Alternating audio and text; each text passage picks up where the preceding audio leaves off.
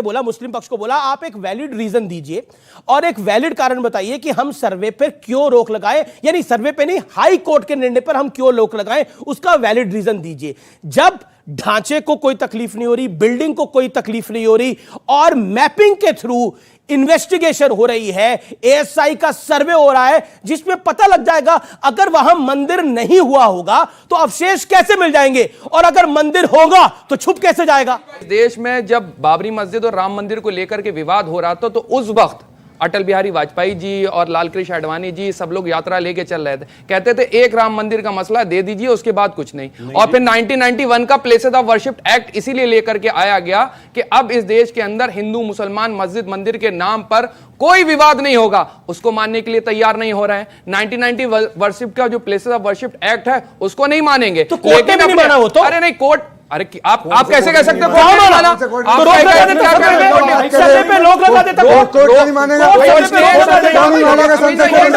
सुन लीजिए, फैक्चुअल है ये, पार्लियामेंट के एक्ट को कोर्ट नहीं मानेगा, सर्वे करवाया, बात कर रहे उसके बाद दूसरा 1993 तक पूजा हो रही थी इस वजह से। नहीं ये कोई आधार नहीं है, पूजा हो रही थी, कोई आधार नहीं है, ये कोई आधार नहीं है। 1991 तक बादशाह की पूजा हो रही थी इस वजह से। आप फैक्चुअली बात यह है कि 250-300 साल 350 साल के आसपास से वहां पर नमाज हो रही है।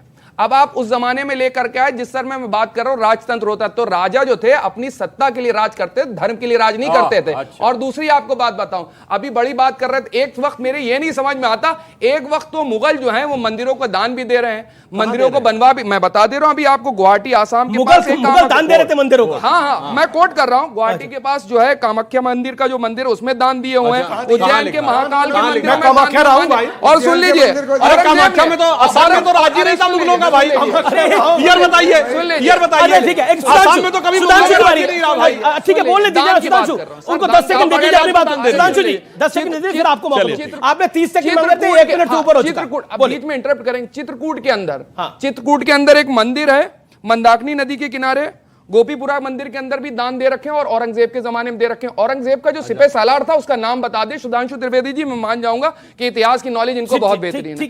मेन जो उसका चीफ सिपह सालार था, जनरल नॉलेज का टेस्ट ले रहे हैं, ये बड़े भाई को पढ़ा दे, इसलिए बोल रहा हूं। कहां तक में पढ़ रहे हो आप? इतना नहीं है, इतना हल्के में लेकर के बात। ठीक है, चलो सुधांशु जी, कमांडर का नाम आपने बोला 4 कमांडर, अरे आप औरंगजेब के 4 कमांडर, चीफ कमांडर का नाम बता दे तो ठीक है। आपने अब देखिए, अब आपने सुधांशु जी के मुंह में हाथ डाला, जवाब मिलेगा। नहीं, सुधांशु जी के मुंह में कहां हाथ डाला? बोला था, अब मैंने बता दिया, ये कहे कि पेज नंबर बताइए, पेज नंबर और कमांडर दोनों बता रहा हूं। उसके 2 कमांडर को 6 अप्रैल 1669 मोहम्मद साकी और मुसद्दत खान, इन दोनों को कहा गया डिमोलिश होना है। जो लिखा हुआ मसीर आलमगीरी, ट्रांसलेशन बाय जदुनाथ सरकार, पेज नंबर 81। अब सुनो आगे, मई 1669, आगे सुनो, मई 1669 उन्होंने कहा कि फौज भेज दी गई, पेज नंबर 84। अब आइए, 2 सितंबर 1669 उसने आके कहा हुक्म की तामील हो गई, मंदिर ढहा दिया गया, पेज नंबर 88। और सुनो, 1670 में कहा गया कि उन मूर्तियों को लाकर मस्जिद की सीढ़ियों पर लगा दिया जाए, पेज नंबर 95-96।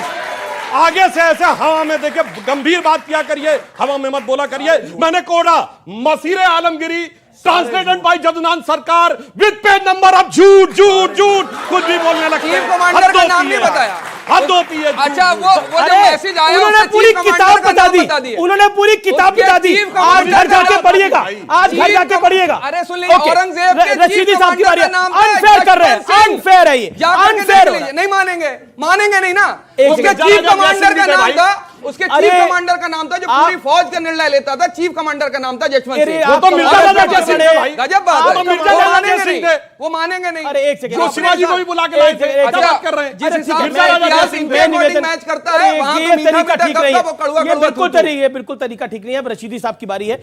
सुधांशु भाई ने ये जो पेज नंबर बताए हैं ना, इत्मीनान से बोलिए, बिल्कुल सारे टोटल गलत हैं।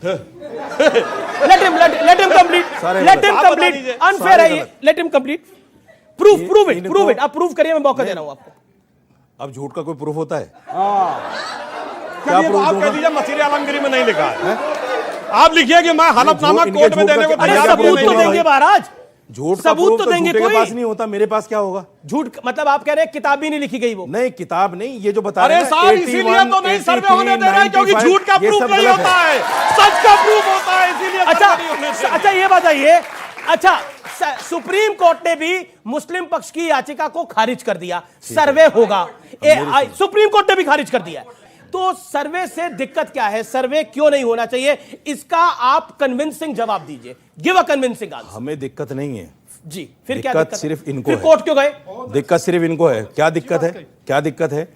बाबरी मस्जिद का मामला कोर्ट में था, इन्होंने 92 में तोड़ दी, और इनके चीफ मिनिस्टर थे, उन्होंने बाकायदा उसके लिए हलफनामा दिया कि मैं इसकी हिफाजत करूंगा, और उसको उनको जेल भी हुई एक दिन की उस पर। चीफ मिनिस्टर होते हुए हलफनामा देकर मस्जिद को तोड़वा दिया। इनको तो आदत है मस्जिदें तोड़ने की, इसको भी तोड़ने कार्रवाई में क्यों फंसे हुए हैं? 1632 में पीटर मुंडी आके लिखता है कि यहाँ 1632 में पीटर मुंडी आके लिखता है कि यहाँ बाकायदा शिवलिंग की पूजा की जाती थी, उसके बाद इसको तोड़ा गया। मतलब यार ये तो ये होगा कि हम जिस देश में रहते हैं हम अपने मंदिरों को मान रहे हैं, ये कोई सबूत नहीं दे रहे और हम यहाँ सबूत के सबूत देने जा रहे हैं। ठीक है ठीक है ठीक है।